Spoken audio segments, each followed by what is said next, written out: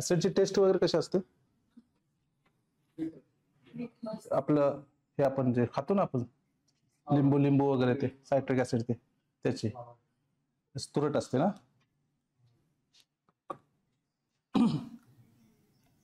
ऍसिडचं काय काय प्रॉपर्टीज काय काय आहेत ऍसिडच्या? ऍसिडच्या प्रॉपर्टीज काय काय आहेत?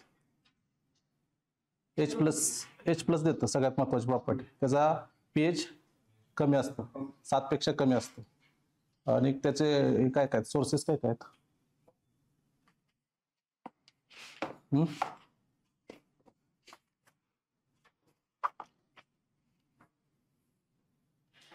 ते बेसिक प्रॉपर्टी वाचून घ्या तुम्ही. सोर टेस्ट असते, पीएच कमी असतो, नंतर फ्रुट्समध्ये बऱ्याचशा सापडतं. आणि आपल्या बॉडीतले जे ऍसिड आहेत ना ते सगळे पाठ करा.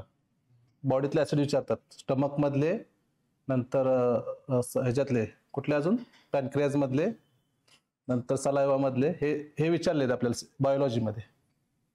ऍसिडचे आणि बेसचे डेफिनेशन जे आहेत ना त्याच्यावर प्रश्न आपल्याला विचारतात. म्हणजे अरेनियस थिअरी ऑफ ऍसिड, नंतर लेविस थिअरी आणि लॉरी ब्रॉन्स्टेड थिअरी, या 3 थिअरी आपल्याला विचारतात जास्त करून. ते थिअरी देतात आणि त्या थिअरीनुसार कोणता ऍसिड आणि बेस विचारतात. कारण काय होतंय, एका थिअरीनुसार एक ऍसिड येतं, एका थिअरीनुसार एखादं बेस येतं. तर ते थिअरी जरा कन्फ्युज. पहिली थिअरी कोणती आहे? अरेनियसचे, लक्षात ठेवा. Arrhenius theory of acid and base. त्याचं काय म्हणणं होतं, जो सबस्टन्स पाण्यामध्ये विरघळ असता H+ आयन देतो तो ऍसिड, आणि जो OH- आयन देतो तो बेस. ही सिंपल थिअरी होती. आणि ऍसिडची बेसिक डेफिनेशन हीच आहे, H+ देणाऱ्याला ऍसिड, OH- देणाऱ्याला बेस. याच्यानुसार ऍसिड कोणते कोणते होते? HCl आणि H2SO4 आणि HNO3 हे ऍसिड होते. आणि बेस कोणते होते? NaOH आणि KOH. हे 2 बेस होते. म्हणजे अजून एक्झाम्पल आहेत, हे बेसिक एक्झाम्पल आहेत 2. अरेनियस थिअरी काय सांगितलं तर लक्षात ठेवा, H+ आणि OH-. आता ऍसिड झालं, बेस झालं. अल्कलीची डेफिनेशन काय असते? अल्कली, ऍसिडची डेफिनेशन आहे H+, बेसची आहे OH-, आणि तिसरा आहे अल्कली. अल्कलीची डेफिनेशन काय असते? अल्कलीचं सब टॉपिक ऑफ बेस. काय अल्कलीची डेफिनेशन? म्हणजे जे बेस कम्प्लीट डिसोसिएट होतात ना त्याला अल्कली म्हणतात, हे लक्षात ठेवा. म्हणजे जे बेसेस पाण्यामध्ये टाकले असतात त्याचं कम्प्लीट डिसोसिएशन होतं त्याला अल्कली म्हणतात, हे लक्षात ठेवा. बेसचाच एक पार्ट आहे अल्कली. म्हणजे अल्कलीमध्ये थोडक्यात स्ट्रॉंग बेस जे आहेत ना त्याला अल्कली म्हणतात, वीक बेसला अल्कली म्हणत नाहीत, एवढं लक्षात ठेवा. म्हणजे अल्कली म्हणजे स्ट्रॉंग बेस. त्यात NaOH KOH येते. कॅल्शियम हायड्रॉक्साईड येत नाही कारण ते स्ट्रॉंग नाहीये. ही झाली कुठली? आरएनएसची थिअरी. दुसरी कोणती? ब्राउनस्टेड लॉरी थिअरी.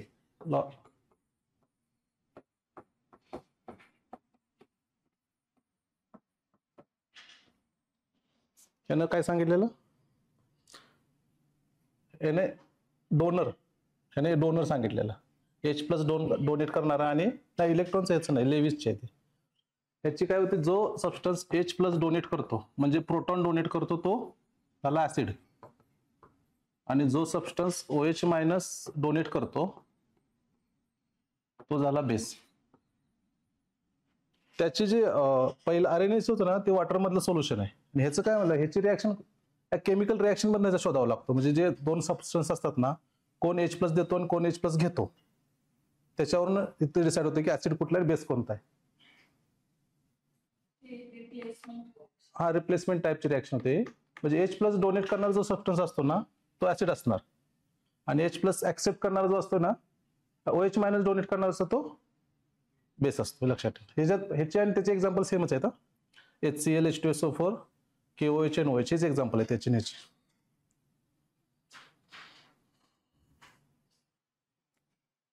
तिसरं लेविस.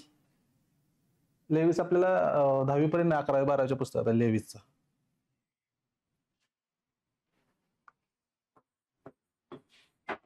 लेविसचं काय?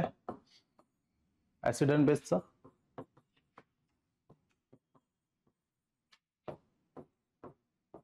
याची इलेक्ट्रॉन संबंध आहे, याचे बेसिक नाही म्हणजे H प्लस OH मायनस नाही किंवा H प्लस, ह्याचे इलेक्ट्रॉन देणारा आणि इलेक्ट्रॉन घेणारा सबस्टन्स. इलेक्ट्रॉन देणारा काय, इलेक्ट्रॉन देणारा काय, इलेक्ट्रॉन जो देतो ना तो बेस असतो आणि जो इलेक्ट्रॉन घेतो ना तो ऍसिड असतो. आता थोडं ऑड वाटतं ना इथं, म्हणजे H प्लस देणारा होता तो ऍसिड होता, म्हणजे आणि इथं इलेक्ट्रॉन घेणारा हे आहे. त्याच्यावर केमिकल रिॲक्शन करशील ना तुम्ही त्यावेळेला कळतं की ते आता म्हणजे H2O मध्ये ज्यावेळेला रिॲक्शन करतो आपण H प्लस आणि त्याच्यावर आपल्याला ऑक्सिजन इलेक्ट्रॉन घेतो बऱ्याचदा, मग ते जे रिॲक्शन असेल त्याच्यावर कळते आपल्याला की असं डायरेक्ट सांगता येत नाही की हा बेस आहे की ऍसिड आहे. त्या रिॲक्शन मध्ये जसा जसा पार्ट होईल त्याच्यानुसार आपण ठरवायचं की त्यातला बेस कोणता आहे आणि ऍसिड कोणता आहे. फक्त तुम्हाला एक बेसिक माहित पाहिजे, ज्यावेळेला प्रश्न विचारतील ना एखादं कंपाऊंड दिलं तर त्या कंपाऊंड मध्ये कोण इलेक्ट्रॉन देतो आणि कोण घेतो त्याच्यानुसार आपण ठरवायचं की यातला ऍसिड कुठला आहे आणि बेस कोणता आहे. आणि इलेक्ट्रॉन घेणारे कोण असतात, मोस्टली नॉन मेटल्स असतात आणि इलेक्ट्रॉन देणारे मेटल्स असतात. पण ते कंपाऊंड मधनं ते मेटल नाहीत विचारतात आपल्याला, कंपाऊंड विचारतात डायरेक्ट, कंपाऊंड कुठलं देतं आणि कुठलं घेतं ते. त्याच्या ऍसिडचे एक्झाम्पल सांगा बरं लेविसच्या.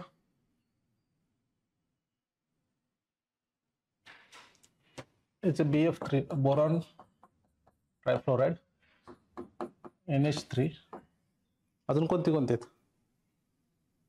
त्याचे BCl3,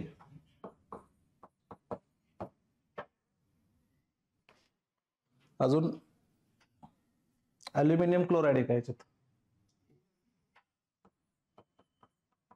AlCl3.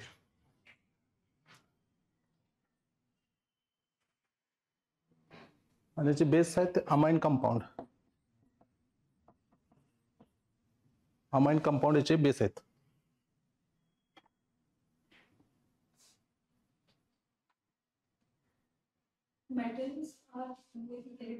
इलेक्ट्रॉन देतात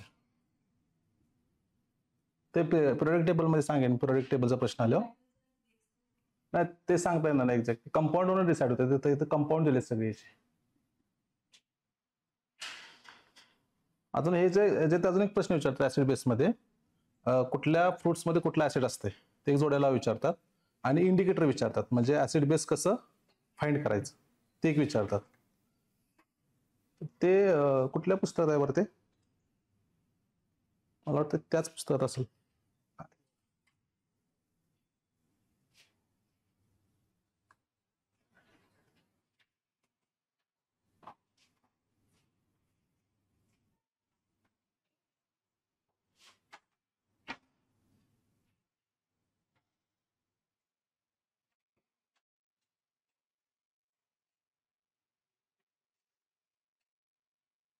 तो चार्ट बघा, तो चार्ट एक खूप महत्वाचा आहे, तो चार्ट पाठच पाहिजे तुमचा, म्हणजे कशात काय कुठला ऍसिड आहे ह्याच्यावर प्रश्न विचारतात बऱ्याचदा MPSC.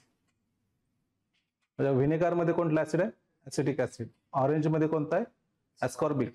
टॅमॅरिन म्हणजे चिंचेमध्ये कोणता आहे, टार्टारिक. टोमॅटो मध्ये ऑक्झॅलिक. कर्ड मध्ये दह्यामध्ये लॅक्टिक आणि लेमन मध्ये सायट्रिक ऍसिड. हे जोड्या लावा, MPSC प्रश्न विचारते याच्यावर. PYQ बघितलं तर सापडेल तुम्हाला त्याच्यावर.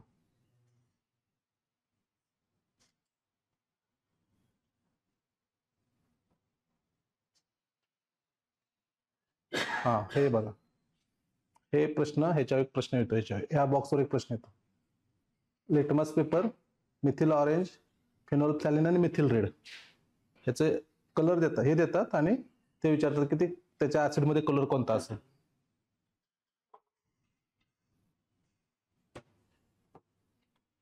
असं काय लक्षात ठेवायचं का,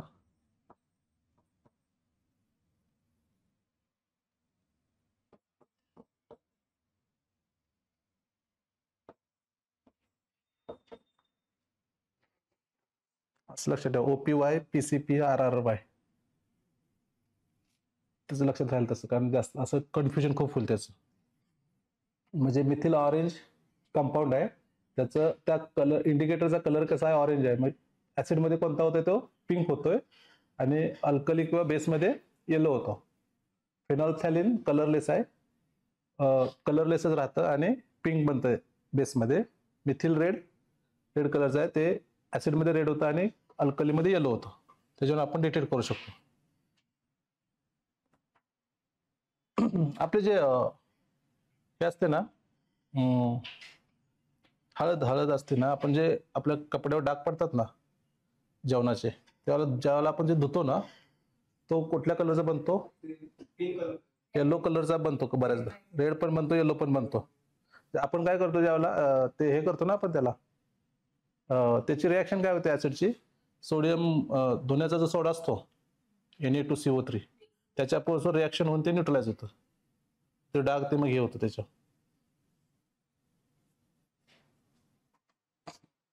आणि हे डोमेस्टिक इंडिकेटर्स पण दिले त्यांनी, दिलं येतच ते येतं. हळद वगैरे डोमेस्टिक इंडिकेटर्स म्हणून वापरतात.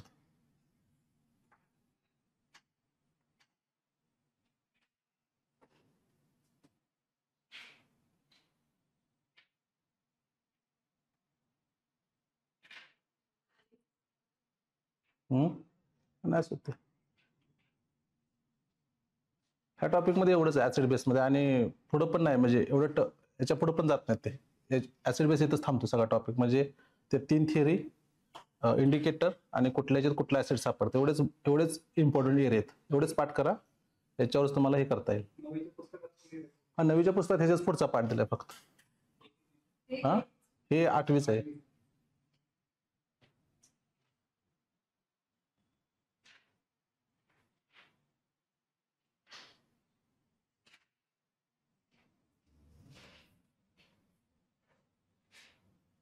असं ठीक आहे ना, म्हणजे एक PYQ घेत आपण टॉपिक घेत जाऊ, कारण की असं केमिस्ट्रीला असं कुठनं चालू करायचं कुठं बंद करायचं काय लिमिट नाही त्याला.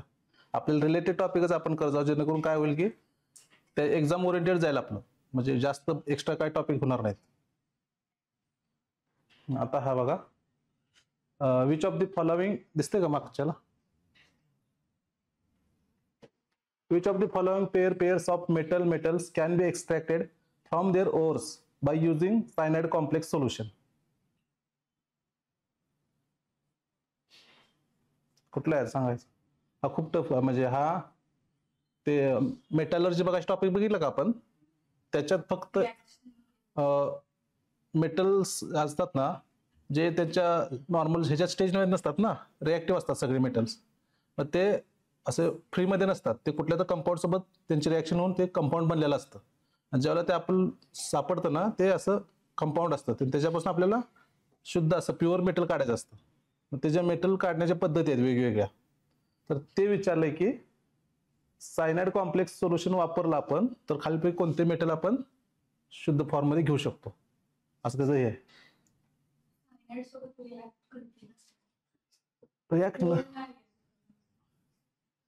आता मगाशी तुम्हाला मी सांगितलेलं बघा की हे रिॲक्शन त्यांची रिॲक्टिव्हिटी सांगितलेली ना, ते इथं कामाला येते बघा, बरोबर. आता समजा एक मिक्सचर आहे, त्याच्यामध्ये गोल्ड आहे, सिल्वर आहे, सोडियम आहे, पोटॅशियम मिक्स आहे, सगळं त्याचं असं बनलेलं आहे कंपाऊंड. तर आपण त्यांनी काय केलं, सायनाइड टाकलं तिथं, आणि जे रिॲक्टिव्ह आहेत ना ते रिॲक्शन होणार, जे रिॲक्टिव्ह नाहीत ते शिल्लक राहणार आहे असे. नाही आता तर सगळ्यात कमी रिॲक्टर कोण आहे? गोल्ड आणि सिल्वर आहे, ते रिॲक्शन होतच नाही त्याच्यासोबत, मग ते तसेच राहतात. मग ते आपण त्याला एक्सट्रॅक्ट करायचं बाजूला, जे शिल्लक राहिले ते. कळलं का ते मगाच्या टॉपिकवर ना? मग इथं उत्तर आहे सी, हेचं उत्तर आहे. गोल्ड आणि सिल्वर आपण काढू शकतो, कारण गोल्ड आणि सिल्वर रिॲक्टच होत नाहीत, म्हणजे बाकीच्या जे इम्प्युरिटीज आहेत त्या रिॲक्ट कशासोबत होणार? सायनाइड सोबत रिॲक्ट होतात त्या, आणि त्याची इम्प्युरिटी बाजूला केल्या, शुद्ध आपल्याला गोल्ड आणि सिल्वर बाजूला राहील. कॉपर पण रिॲक्ट होतंय, कोबाल्ट पण रिॲक्ट होतं, सगळे रिॲक्ट होतात ते. सोडियम वरच आहे, 2 नंबरला सोडियम आहे रिॲक्शन मध्ये. म्हणजे हे तर बेसिक एकदम ऍप्लिकेशन बेस्ड प्रश्न आहे हा, डायरेक्ट येईल की नाही गॅरंटी नाही कोणाला. ह्याच्यात आपण एक करू शकतोय फक्त की असे काय म्हणतात की ते 2-2 पेअर तर येणार नाहीत आपल्याला. त्याचं एक लॉजिक म्हणजे काय की आपण सिंगलच कुठलं तर घ्यायला पाहिजे. सायनाइड एकच वापरलं कंपाऊंड, आपण असं 4-4 कंपाऊंड एकात नाही काढू शकत. म्हणजे ए आणि बी बोथ तर उत्तर येणार नाही, बोथवालं उत्तर तर मला सी किंवा डी मधलेच काढायचं होतं. सी तर सोडियम रिॲक्टिव्ह आहे सगळ्यात जास्त. सोडियम रिॲक्टिव्ह तर गॅलियम बाजूला म्हणजे मर्क्युरी बाजूला जाते ते.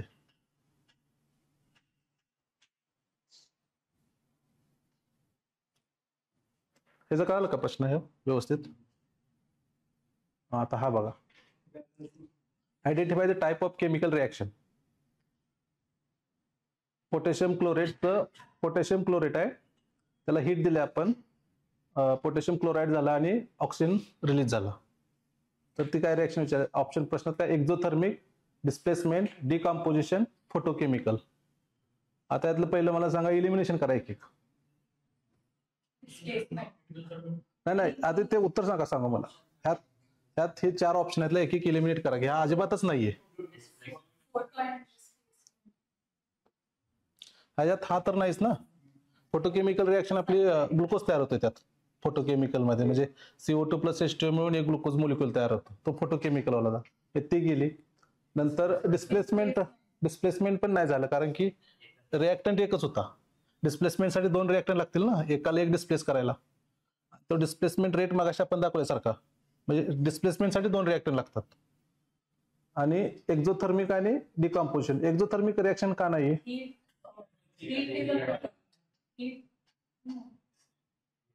हीट प्रॉडक्ट असतो त्याचा एक्झोथर्मिकचा, इथे हीट प्रॉडक्ट नाही. राहिलं काय? Decomposition reaction. म्हणजे उत्तर हे आलं उत्तरच. डिकॉम्पोजिशन रिॲक्शनचं काय असतं माहिती आहे का? त्याचे दिलेत पुस्तकात. एकच प्रॉडक्ट असतो, एकच रिॲक्टंट असतो, त्याच्यापासून दोन प्रॉडक्ट बनतात. म्हणजे बघा एकच आहे, आणि हीच रिॲक्शन पुस्तकात आहे. आपलं जे पुस्तक आहे ना, ते कुठलं आहे सांगतो मला, 10वीच नसेल मला वाटतं.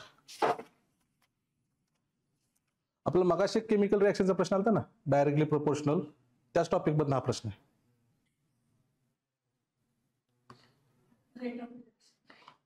केमिकल, हा 10वीचा टॉपिक आहे. 10वी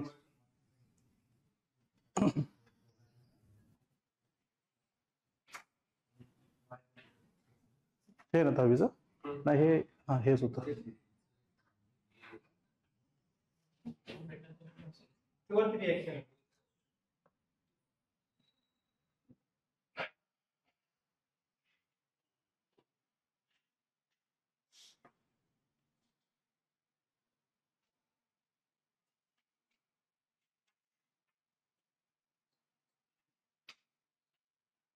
केमिकल रिॲक्शन्स आणि इक्वेशन्स हा टॉपिक एक चांगला वाचा. ह्याच्यावर एक प्रश्न येतोच चांगला आणि सोपा, एकदम सगळ्यात सोपा टॉपिक आहे केमिस्ट्रीतला.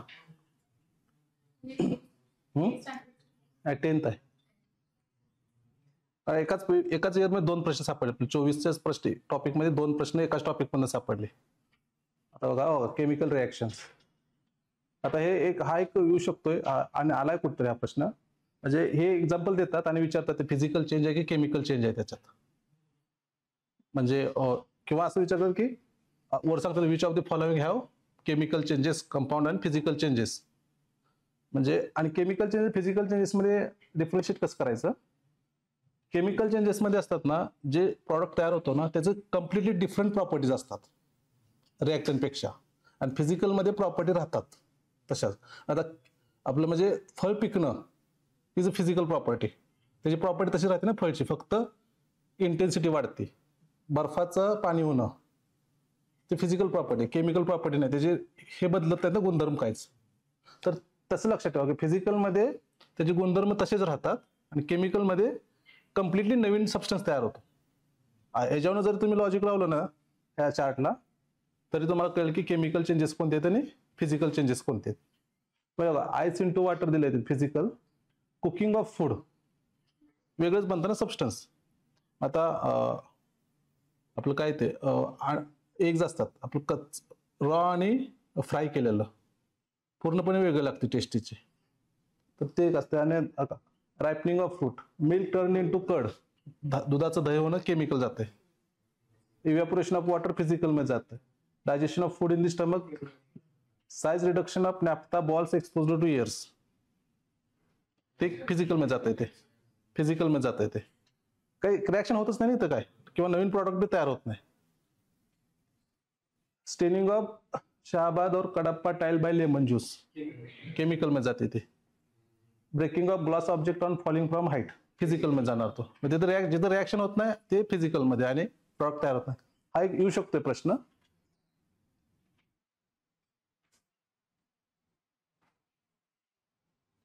बघा केमिकल इक्वेशन कसे लिहायचे वगैरे बेसिक आहे एकदम. केमिकल इक्वेशन कसं लिहायचं,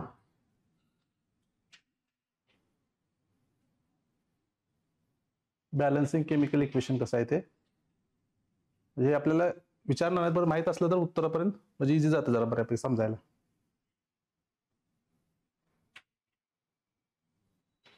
बघा हे पहिली कुठली होती, types of chemical reaction topic आहे. पहिली कुठली होती, कॉम्बिनेशन रिएक्शन.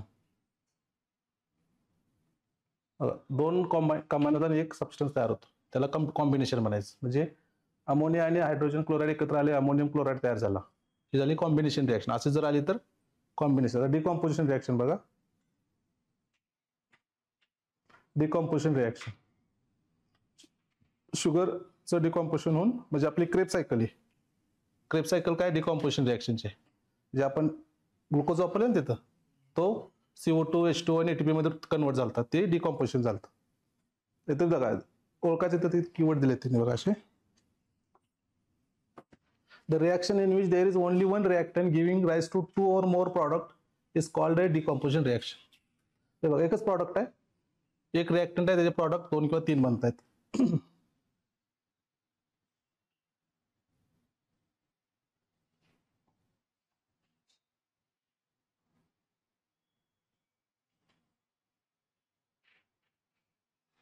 आता डिस्प्लेसमेंट रिएक्शन. हे बघा डिस्प्लेसमेंट रिएक्शन काय असते, कॉपर सल्फेटचे रिएक्शन फेरस बरोबर झालं तर काय तयार होईल, नाही रिएक्टिव्हिटी नाही, कंपाऊंड कुठलं तयार होईल, फेरस सल्फेट तयार होतं बरोबर. फेरस सल्फेट तयार म्हणजे काय झालं की आता ह्याने कॉपरला ना फेरसनं सल्फेट डिस्प्लेस केला, म्हणजे कुठली झाली डिस्प्लेसमेंट रिएक्शन झाली. आता डिस्प्लेसमेंट मध्ये पण दोन टाईप असतात, single displacement, double displacement. Double मध्ये एकमेकाला हे करतात, ह्याचा इकडे जातो ह्याचा इकडे जातो, आणि सिंगल मध्ये सिंगल डिस्प्लेसमेंट आहे. कॉपर सल्फेटची लीड बरोबर झालं तर लीड सल्फेट तयार होतं, म्हणजे सिंगल डिस्प्लेसमेंट झाली. आता डबल डिस्प्लेसमेंट दिल्या बघा लगेच खाली त्याने.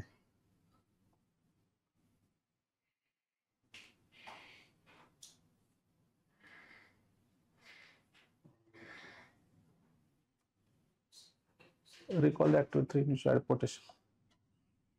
जाऊ द्या, ते डबल डिस्प्लेसमेंट तुम्हाला कळाली ना, दोन कंपाऊंड असतात ना, हा इकडे जातो हा इकडे जातो, ते डबल डिस्प्लेसमेंट होतं. हा HCl प्लस NaOH म्हणू शकता तुम्ही.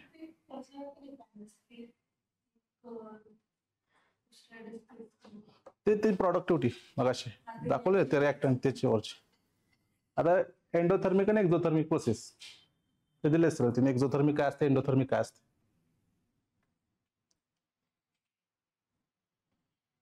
बघा हे जे एक्झाम्पल पाठ करा, हे जे एक्झाम्पल विचारतात एंडोथर्मिकचं आणि एक्झोथर्मिकचं एक्झाम्पल काय. हे ना कॅल्शियम कार्बोनेटला हीट दिली, इथे हीट दिले ना आपण, इथे हीट ऍब्सॉर्ब केली तर एंडोथर्मिक होते. आणि कॅल्शियम ऑक्साईडला वॉटर बरोबर रिॲक्शन केली तर काय होतंय, हीट बाहेर पडते. जे सोल्युशन असतं ना ते गरम कुठलं असतं ना गार कुठलं असतं, कुठल्या रिॲक्शन मधलं सोल्युशन गरम असतं आणि कुठल्या सोल्युशनचं रिॲक्शन गार असतं, गार लागतं. नाही ह्यात सांगा मला, एंडो आणि एक्झो दोन आहेत ना. एंडोथर्मिक रिॲक्शन झालेल्याचं जे कंपाऊंड आहे किंवा जे वॉटर आहे आणि एक्झोथर्मिक रिॲक्शन झालेले कंपाऊंड आहे, त्यातलं गरम कोणतं असतं गार कोणतं असतं. एक्झो गरम राहतं कारण त्याची हीट वॉटर घेत होते. आणि एंडोचं काय ते आपण हीट देतो एंडोला, बट ती हीट आहे ना ते बॉन्ड ब्रेक करायला वापरतात. हा त्यामुळे ते गार राहतं. तर असं एक लक्षात ठेवा की एंडोवाले कंपाऊंड असतात ना ते कूल असतात आणि एक्झोवाले हॉट असतात ते. आता बघा तुम्हाला मग सांगितलेलं की रेट ऑफ केमिकल रिॲक्शन कशा कशावर असतो. बघा पहिला काय, नेचर ऑफ रिॲक्टन्स. रिॲक्टन्स कसं आहे, size of the particles of reactance, ते सरफेस एरिया तो.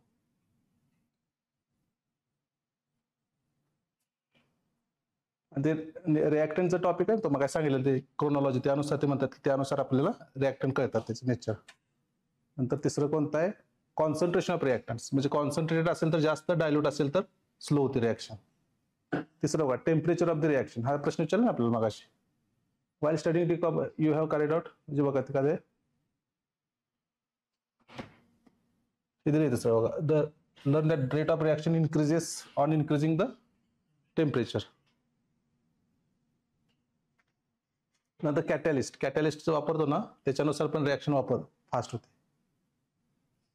कॅटॅलिस्टची डेफिनेशन विचारू शकतात बघा. The substance on whose presence the rate of chemical reaction increases without causing any chemical change to it.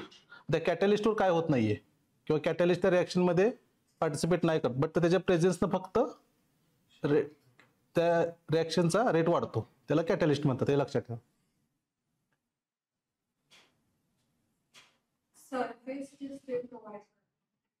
हा, ते सगळ्या प्रकारचं करतं. सरफेस करतं, ऑक्सिडेशन रेजंट असतं, रिड्युसिंग रेजंट असतं, ते वेगवेगळ्या प्रत्येक रिॲक्शन मध्ये जे हे बदलते त्याचे.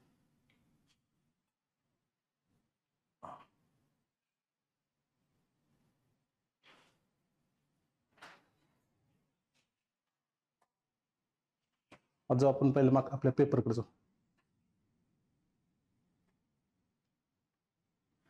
कळलं रिॲक्शनचं टाईप, डिकॉम्पोजिशन काय, म्हणजे असं बेसिक एक PYQ वरनं थेअरी करत गेलं ना, आपलं बऱ्यापैकी सिलेबस कव्हर होते फास्टमध्ये. आता हे बघा, from the following which isotope is called as heavy hydrogen. खालीलपैकी कोणत्या समस्थानिकाला जड हायड्रोजन असे म्हणतात? Protium, deuterium, tritium, none of the above. पहिलं म्हणजे चार तर गेला, दोनला म्हणत नाही, एकालाच म्हणत असेल कुठल्या तरी. आता कुठला यातलं? याचं ड्यूटेरियम आहे, जे बी.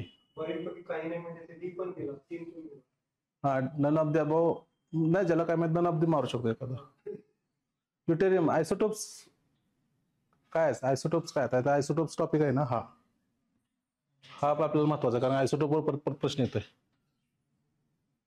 आयसोटोप, आयसोबार, आयसोटोन, आयसोडायफर्स, पुढचे खूप आहेत आयसो.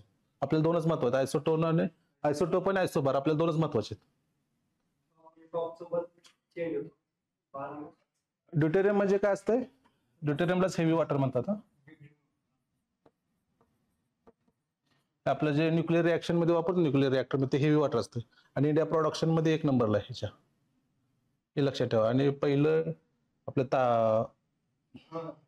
ट्रॉम्बे मध्ये तयार केलं होतं एक्सपेरिमेंटल, त्याचे भारतात कुठं कुठे आहेत ते बघायला आपण. ते प्रोटियम म्हणजे एकच असणार हायड्रोजन, प्रोटियम मध्ये 2 आणि ट्रिटियम मध्ये 3 असतात, असं लक्षात ठेवा. आयसोटोप म्हणजे काय? नाही, वरचं राहू दे, डेफिनेशन सांगा व्यवस्थित. मास नंबर आणि 2 गोष्टी आहेत. पहिलं म्हणजे ॲटॉमिक नंबर आणि दुसरा आहे मास नंबर. ॲटॉमिक नंबर म्हणजे काय असतं? प्रोटॉन किंवा ते पॉझिटिव्ह चार्ज असतो तो. आणि मास नंबर म्हणजे प्रोटॉन प्लस न्यूट्रॉन, बरोबर. आणि हे ॲटॉमिक नंबर Z आणि मास नंबर A. ठीक आहे. आता आपलं ह्याचं घेतलं समजा आपण,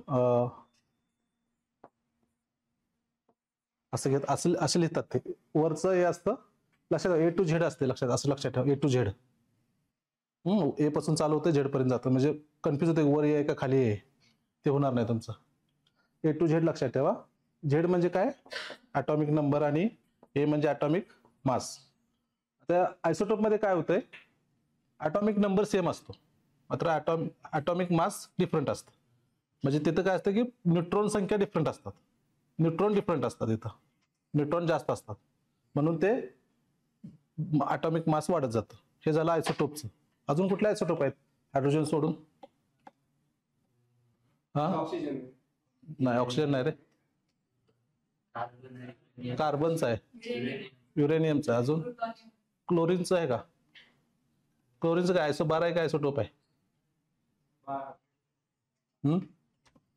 आयसोटोप आणि आयसोबारचे एक्झाम्पल सांगा मला.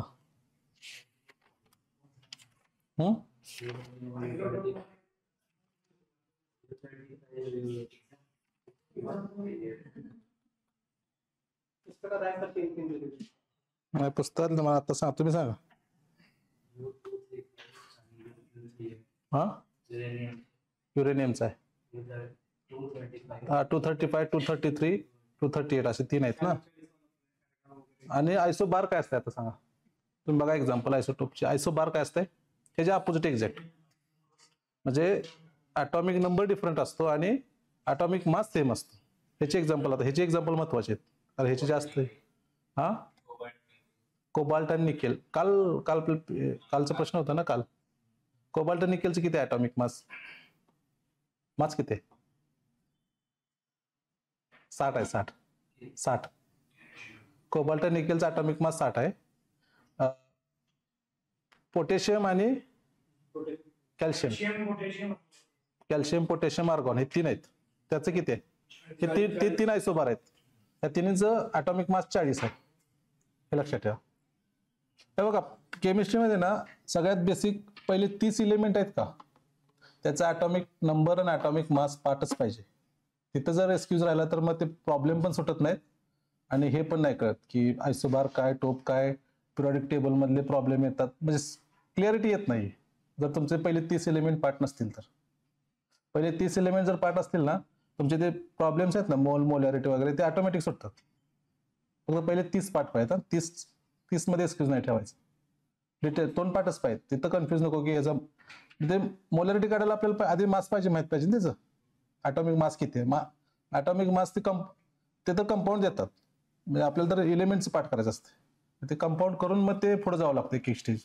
बेसमध्ये जर प्रॉब्लेम आला ना, कधी कधी एमपीएससी देत नाही ॲटॉमिक मास ब्रॅकेटमध्ये, डायरेक्ट देतात. असे आहेत प्रश्न. कधी कधी देतात, कधी कधी देत पण नाहीत. त्यामुळे पहिले 30 पाठ करा, मग पुढची केमिस्ट्री ऑटोमॅटिकली सोपी जायला चालू होते. हा ट्रिकला पहिले 5ची ट्रिक आहे फक्त.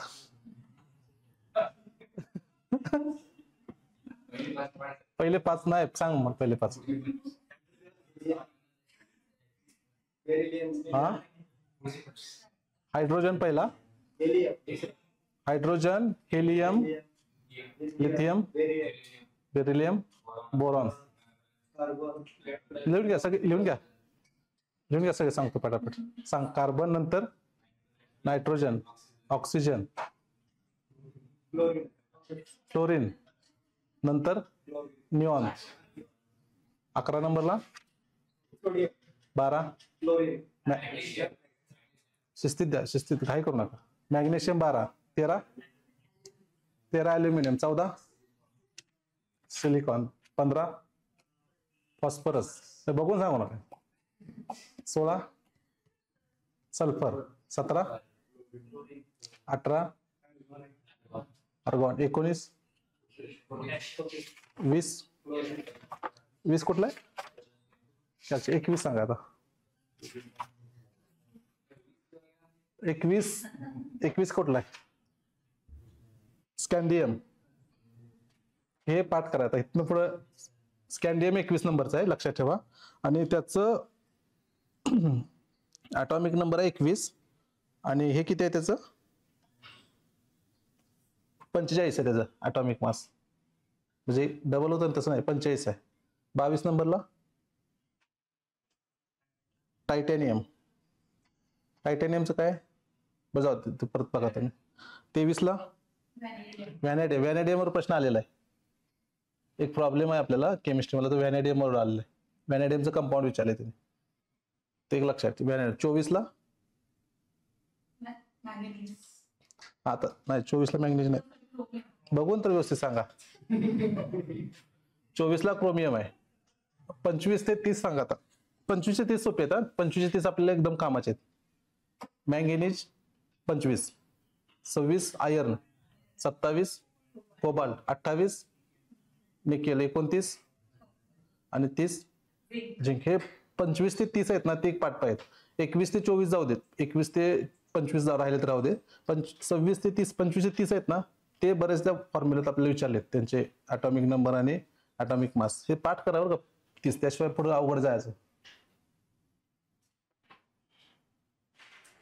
आता ह्याच्यात काय आयसोटोप आयसोबार मध्ये काही जास्त गरज नाही तुम्हाला आता. आणि आयसोटोप्स का महत्वाचे आहेत माहिती आहे का?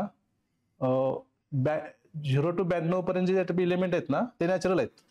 त्याच्या पुढचे जे आहेत ना ते असे बनवतात आयसोटोप्स पासून, म्हणजे त्याच्यावर जे रिॲक्शन करतात न्यूट्रॉनचे वगैरे आणि त्या पुढचे ते बनवतात ते आयसोटोप्स म्हणतात.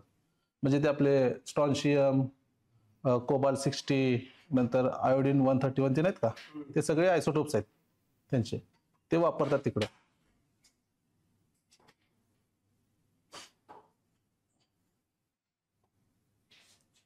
हे आता 17वा is dash dash is used to estimate the presence of unsaturation in oils and fats. Saponification value, iodine value, acid value, viscosity value. हा जरा अवघड आहे प्रश्न. डॅश डॅश हे तेल आणि चरबीमधले असंतृप्तता मोजण्यासाठी वापरतात. सॅच्युरेशन आणि अनसॅच्युरेशन पहिलं माहिती आहे ना. सॅच्युरेशन म्हणजे सिंगल बॉन्ड, अनसॅच्युरेशन मध्ये डबल ट्रिपल बॉन्ड असतो. ज्या कंपाऊंड मध्ये डबल ट्रिपल असतं अनसॅच्युरेटेड कंपाऊंड म्हणतात. आणि चांगलं कोणतं असतं आपल्या खायला? अनसॅच्युरेटेड चांगलं, सॅच्युरेटेड नाही चांगलं. तर हे सांगा आता काय केलं की जे आपल्याला अनसॅच्युरेशन बघायचं आहे त्यातलं, म्हणजे चांगलं आहे आपल्याला जे आपण खातो ना ते चांगलं आहे की वाईट आहे ते काउंट करायसाठी आपण एक टेस्ट आहे त्याची. ते कोणती टेस्ट आहे त्याची? हा, saponification value, iodine value, acid value, viscosity value. बघा 2 तर अनरिलेटेड आहेत, 3 आणि 4 नंबरचं तर काय कामाचं नाही. विस्कॉसिटी तर काय संबंध नाही, विस्कॉसिटीचा काय, ऍसिड बेसचा काय संबंध, ऍसिड व्हॅल्यूचा पण काय संबंध नाही एवढा. राहिलं पहिला आणि दुसऱ्यातच. हा, सॅपॉनिफिकेशन जर माहिती असेल तर ते सोप संबंधी असते, म्हणजे KOH आणि OH संबंधी आपण हे वापरतो तिथं. राहिलं फक्त आयोडीन व्हॅल्यू. तर आयोडीन व्हॅल्यू काय करतात, ते कंपाऊंड घेतात ऑइलचं आणि फॅटचं, त्यात आयोडीन टाकतात आणि ते किती यूज केलं जातंय आयोडीन त्यातलं त्याच्यानुसार आपल्याला काढता येते त्यात अनसॅच्युरेशन किती आणि सॅच्युरेशन किती, म्हणून ते आयोडीन व्हॅल्यू वापरतात लक्षात ठेवा. आणि सॅपॉनिफिकेशनची काय असते, सॅपॉनिफिकेशन व्हॅल्यू काय करतात त्यात KOH आणि OH वापरतात आणि त्याच्यावरून आपण ते डिटेक्ट करतात की ते जे हे आहे फॅट किंवा ऑइल ते साबण बनवण्यासाठी किती चांगलं आहे सॅपॉनिफिकेशन व्हॅल्यूवरनं. म्हणजे आपण जे धुण्याचा सोडा किंवा साबण असतात ना आपल्या, त्याची व्हॅल्यू ह्याच्यावरून काढतात सॅपॉनिफिकेशन व्हॅल्यूवरनं, आणि खायचे ते आयोडीन व्हॅल्यूवरनं काढतात. फक्त एवढंच लक्षात ठेवा, जास्त डिटेलमध्ये काय गरज नाही. नाही, ते साबणचं क्वालिटी कुठली घ्यायची, चांगल्या क्वालिटीचं घ्यायचं का नाही घ्यायचं त्यासाठी सॅपॉनिफिकेशन वापरतात व्हॅल्यू, आणि खायच्या याच्यासाठी आयोडीन व्हॅल्यू वापरतात.